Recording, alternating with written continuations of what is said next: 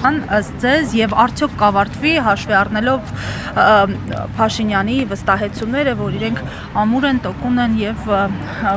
փոխել են ապագան արդեն այսօր է փաստորեն։ Եթե տոկուն են, ինչ են ամեն օր խոսում դրա տոկունության մասին,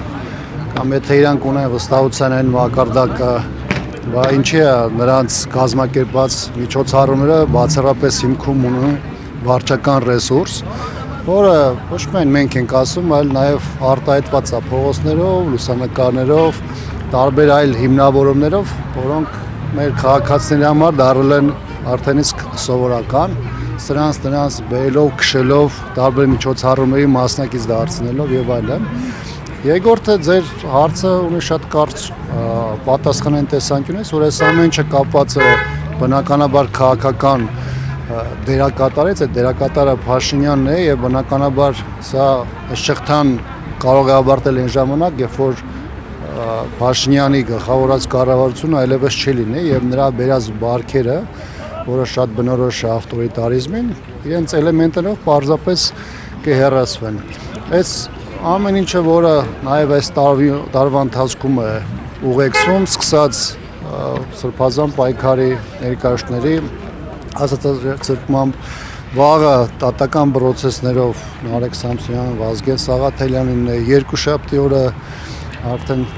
Դավիթ Համբարձումյանի գործով վերաքննիչն է, դրան հաջորդելու է նաև Միքայել Սրբազանի գործով վերաքննիչը, ինչը իդեպ իշխանությունը ամեն կերպ ձգձգում է եւ այդ դատական նիստը անդադ հեռացնում է իրականությունից, բայց մենք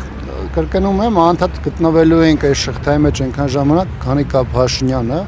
տարբեր դատաներում փոխվելու են թիրախները, փոխվելու են մարդիկ, որոնք քաղաքական հետապնդման են ենթարկվելու, բայց այս process-ը շարունակվելու է մինչև քաղաքական հանգուցալուծում։ Պարոն Աբրամյան, տեսեք, դուք խոսում եք Փաշինյանի հեռանալու մասին, Փաշինյանն էլ խոսում է օրինակ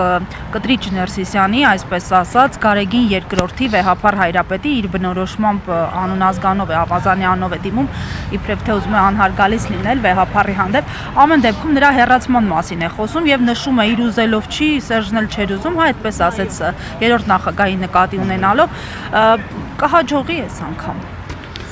Գիտեք, նախ ես կարծում եմ, որ դրանց պետք է աշխատել չցիտել, ամեն դեպս այն ձևակերպումներով, որոնք ներկայացում են,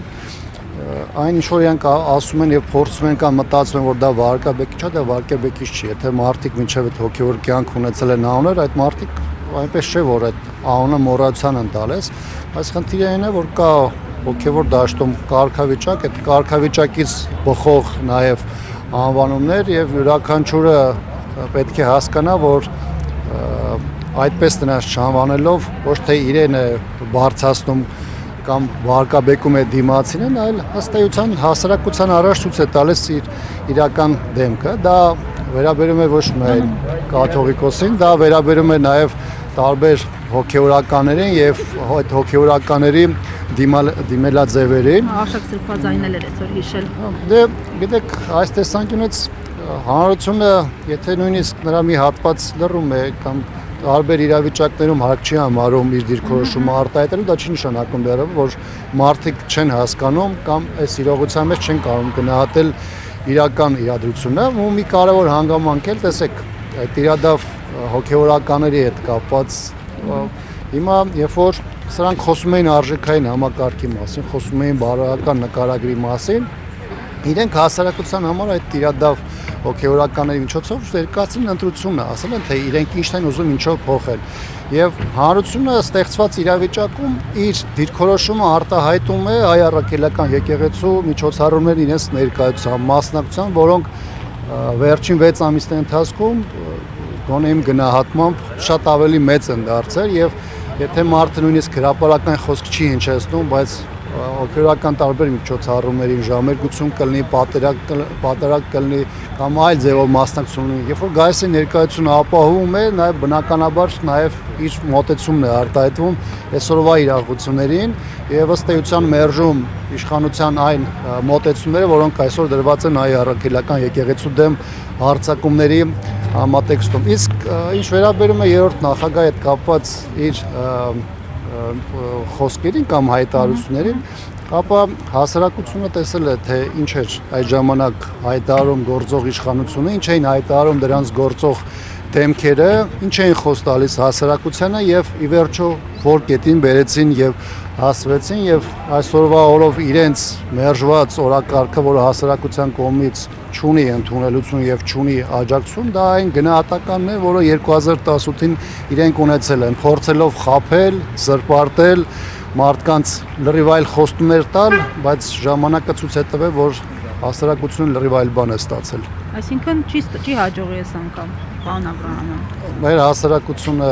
հայ առաքելական եկեղեցուն ցուցաբերած իր սատարմամբ եւ օժանդակության, ես վստահ եմ, որ ամեն ինչ անելու է փլուզելու այս իշխանության այն հայեցակարգը, որ այսօր կոնկրետ հայ առաքելական եկեղեցու դեմ գործում է եւ դա յուրաքանչյուրից է կախված, սա միայն քաղաքական ուժերի կամ ակտիվ քաղաքական դերակատարների խնդիրը չէ։ Մեր հասարակությունը իր դիրքորոշումը իր մասնակցությամբ իր ներկայությամբ արտահայտել է եւ արտահայտելու է դրանով շրելով այս իշխանության այն երազանքը, որը դրված է եկեղեցու դեմ գործողությունների համատեքստում։ Անկամ դրսի աջակցության պարագայում։ Առավել եւս դրսի աջակցության, որովհետեւ կրկնում եմ, եթե նույնիսկ շատ բան մեր քաղաքացին այսօր չի արտահայտում իր մտածածի կամ իր զգացածի մասին, շատ բան կա, որ